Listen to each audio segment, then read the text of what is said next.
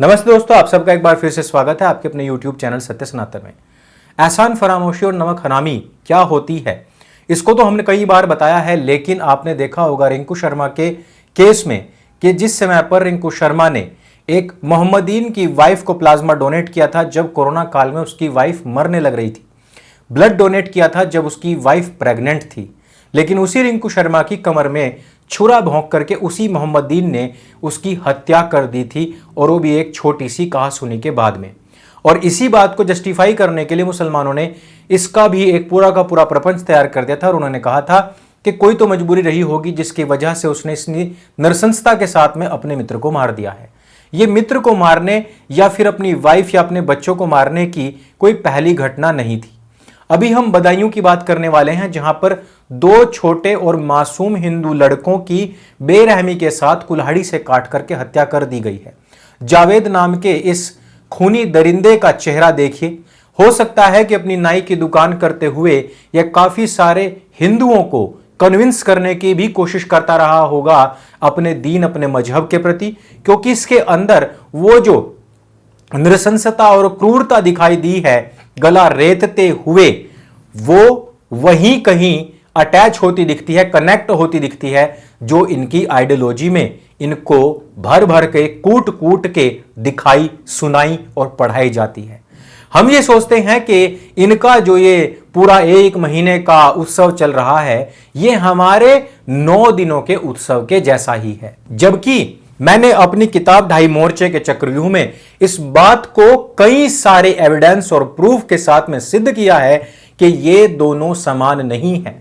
दोस्तों, जहां एक तरफ हम उपवास के दौरान चींटी तक पर पैर नहीं रखते, वो तो छोड़ दीजिए, आप नाखून तक नहीं काटते हैं, उस दिन हम किसी भी प्रकार की कोई छुरी, कोई चाकू का भी हम प्रयोग नहीं करते, इवन नेल कटर तक का हम प्रयोग नहीं करते। उसकी तुलना हम उन दिनों से करने लग जाएं जहां पर सुबह सुबह ब्रह्म मुहूर्त में ही किसी बेजुबान और निरीह जानवर का कत्ल करके उसके मांस को उबाल करके उसका भी कीमा बना करके खाया जाता हो, हम उनसे उसकी तुलना कर रहे हैं। हम ये सोच रहे हैं कि जो हमारे पवित्र त्योहार आते हैं या हमारे व्रत उपवास होते हैं उसी तरीके के इनके भी होते होंगे। नहीं,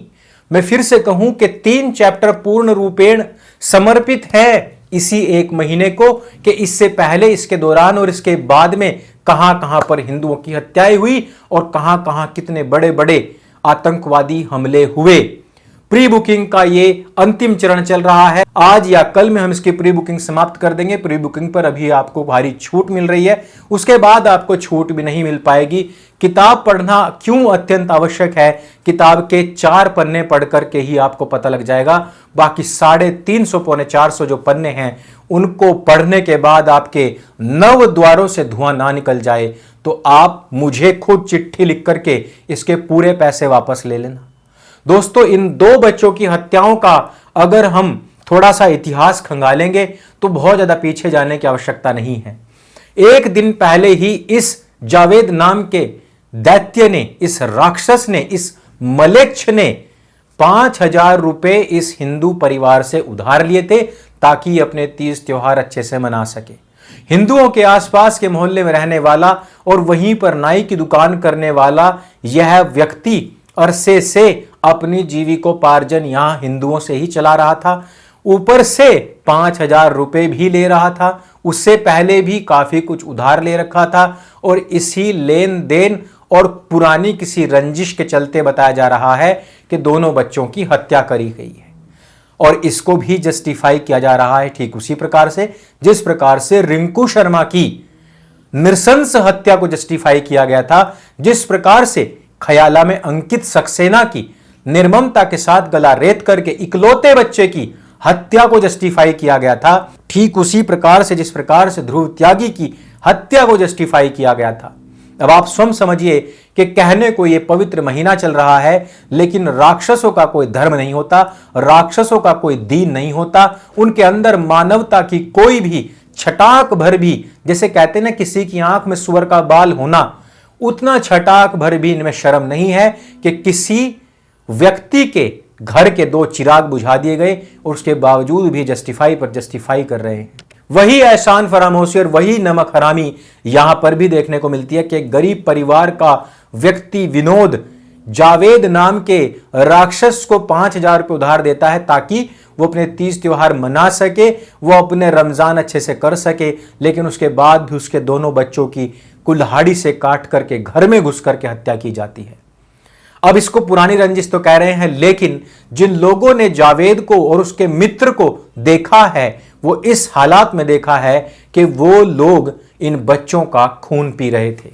जावेद के मुंह पर पूरी तरीके से खून लगा हुआ था। जब लोगों ने उसको देखा, पुलिस भी इस बात की ही शिनाख्त कर रही है कि इसके पीछे कहीं ना कहीं कोई कुरानी आयत, उसका काला जादू तो नहीं है।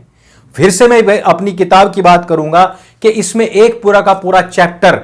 जो मीडिया को ही समर्पित है कि प्रेस्टिट्यूशन का माहौल है, प्रेष्यावृत्ति का माहौल है, वो चैप्टर मैंने समर्पित किया है सिर्फ और सिर्फ उस प्रेष्या के लिए जो मीडिया अचानक से आकर के किसी भी मौलाना मौलवी को संत महात्मा बता देती है और कहती है कि वो तो मंत्रों से उपचार किया करता था, जबकि मुसलमान कान में वंदे मातरम तक नहीं सुन सकता। वो जो मेट्रो स्टेशन के पास में खड़ी हुई हनुमान जी की मूर्ति को भी देखकर बर्दाश्त नहीं कर सकता और कहता है कि मुसलमानों के सेंटीमेंट्स हर्ट होते हैं। इतनी बड़ी बड़ी इमारतें और इतनी बड़ी बड़ी भगवानों की मूर्ति देख करके क्या वो मंत्र पढ़ करके इलाज कर पाएगा या कर सकता है? मुसलमान जितने भी काला जादू और टोना टोटका करते हैं, सारे के सारे कुरानी आयत के ही ताबीज बनाते हैं, वही पानी में घोल करके लोगों को पिलाते हैं, जिस प्रकार से हमने कोरोना में काफी सारे वीडियोस भी देखे थे, और वही कुरानी आयत लपेट करके उसको तांबे के चकोर डब्बे में बंद करके गले में बंधवाते हैं और गोल गोल सा यहां बाजू पर बंधवाते हैं। इस बात को आप लोग जा करके देखना, उसमें कोई मंत्र नहीं बल्कि कुरानी आयत होती है। उसको नकार करके पूरी प्रेक्षावृत्ति में लबालब डूबी हुई हमारी मीडिया जो खबर रंडियां काम कर रही हैं, वो क्या कर रही हैं? हिंदुओं को बदनाम करने का कार्य। और अब यहां पर भी किसी पुश्तैनी रंजिश लड़ाई का मामला नहीं बल्कि सीधा सीधा वही दिखाई दे रहा है जो ये अपनी कुरानी आयतें लिख करके ताबीज आदि बनाते हैं। और उस व्यक्ति को भी यूपी पुलिस ने हालांकि एनकाउंटर में ढेर कर दिया है। आप सभी को यह जानकर के बड़ा हर्ष भी होगा कि इस व्यक्ति को इस बार पैर पर गोली नहीं मारी गई जिस प्रकार से पिछले कुछ अपराधों में हमने देखा है। जब इस व्यक्ति ने पलट करके खुद पुलिस के ऊपर हमला किया और पुलिस ने जब जवाबी फायरिंग की तो उसमें जावेद वहीं पर हूर गति को प्राप्त भी हो चुका है। लेकिन आप जरा सोचिए कि जिनके घरों में सिर्फ 2 ही चिराग हों, जो इंदिरा गांधी के काल से आज तक यही राग लाप रहे हों कि हम 2 हमारे 2, शेर का बच्चा एक ही अच्छा तू शेर है, तेरी वाइफ शेरनी है, शीशे में कभी मुंह देखा है? ये ट्रकों के ऊपर, ट्रॉलियों के ऊपर, गाड़ियों के ऊपर बड़ा बड़ा लिखवा देते हैं शेर का बच्चा एक ही अच्छा। पता है आपको कि शेरनी एक बार में कितने बच्चे पैदा करती है और पूरे जीवन में कितने बच्चे पैदा करती है? शेर और शेरनी भी एक बच्चा पैदा नहीं करते हैं। लेकिन ये हिंदुओं के अंदर सेक्युलरिज्म का और खास करके अपनी नस्ल को समाप्त करने का इंजेक्शन ऐसा ठोक ठोक करके भरा जा रहा है कि हम 2 हमारे 2, शेर का बच्चा एक ही अच्छा, जबकि शेर के विषय में जानते कुछ है नहीं, कभी वाइल्ड लाइफ के विषय में पढ़ा तक नहीं, बस जुमलेबाजी के चक्कर में अपनी नस्ल को समाप्त करता हुआ हिंदू इन 10-10, 12-12 पैदा करने वाले लोगों के चक्कर में फंस करके अपनी पूरी जमीन खोता जा रहा है।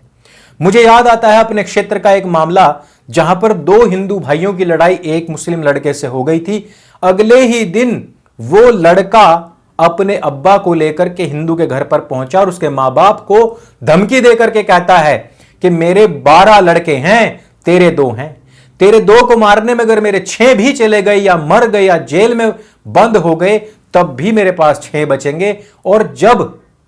तू बूढ़ा होकर के मर जाएगा तो उस समय तेरी प्रॉपर्टी पर कौन बैठेगा? जरा सोच और विचार कर। उसी दिन उस हिंदू व्यक्ति ने अपने दोनों लड़कों को लेकर के वहां से और शहर में भागने का, पलायन करने का विचार बना लिया। उसका घर खंडर हो चुका है और वहां पर वो एक सड़े से फ्लैट में रहता है। दोस्तों, गांव में अपना पूरा परिवार, कारोबार छोड़ करके भाग गया एक धमकी के बावजूद। लेकिन एक स्टैंड नहीं ले पाया वो व्यक्ति ये नहीं कह पाया कि मेरा परिवार बहुत बड़ा है, हम सारे के सारे हिंदू एक परिवार हैं। मित्रों, ये सारी कमियां ऐसी हैं जो हमारे समाज को धीरे धीरे रसातल में डुबो रही हैं और हम लोग इस चमड़ी को बचाने, इसकी खूबसूरती को संरक्षित रखने के चक्कर में लगे हुए हैं। मेरे पिताजी कहते हैं कि इससे हम जितना काम ले ले उतना बेहतर है, इससे हम जितना ज्ञान पैदा कर सके उतना बेहतर है, क्योंकि हमारी चमड़ी तो जानवरों से भी निकृष्ट है। कम से कम उनके चमड़ी का जूता तो बन जाता है, हमारी चमड़ी का वो भी नहीं बनता है। लेकिन हिंदू आज गीता को अपना धार्मिक ग्रंथ तो बताता है, लेकिन जहां उसमें लिखा गया है कि इस आत्मा को कोई गला नहीं सकता, मार नहीं सकता, काट नहीं सकता, वही इस चमड़ी को, इस पार्थिव शरीर, इस मिट्टी को बचाता बचाता घूम रहा है और इसकी सुंदरता ना खो जाए इसके लिए वो बच्चों को भी सीमित करता जा रहा है। कहते हैं कि एक व्यक्ति को भी जोड़े में 2 आंखें दी गई हैं, अगर एक आंख में कुछ गिर जाए, आंधी तूफान आता है, विपरीत समय आता है, अगर उसमें कुछ गिर जाए तो दूसरी आंख से तो देख सकता है, लेकिन अगर किसी की एक ही आंख और उसी में ही कुछ तिनका गिर जाए तो वो तो अंधे के समान है। हिंदुओं में तो परेशानी यही है कि वो एक ही आंख लेकर घूमना चाहते हैं। इस वीडियो में सिर्फ इतना ही। अगर ये वीडियो आपको अच्छी लगे, जानकारी से भरपूर लगे और आपको भी लगता है कि इस मामले में न्याय तो हो लेकिन हिंदू में जागरूकता उससे ज्यादा अत्यंत आवश्यक है, इस जिहादी आइडियोलॉजी के खिलाफ हमें खड़े हो उठने की आवश्यकता है, तो इस वीडियो को सबके साथ में शेयर अवश्य करें। और अगर इनसे भी बेहतर तरीके से आपको चीजें समझनी है जो हम YouTube पर नहीं बता पाते, तो आप इस किताब को खरीद सकते हैं जो अभी काफी मिनिमम प्राइस में आप लोगों तक भेजी जा रही है। मेरे संग बोले सत्य सनातन वैदिक धर्म की जय। जय हिंद, वंदे मातरम।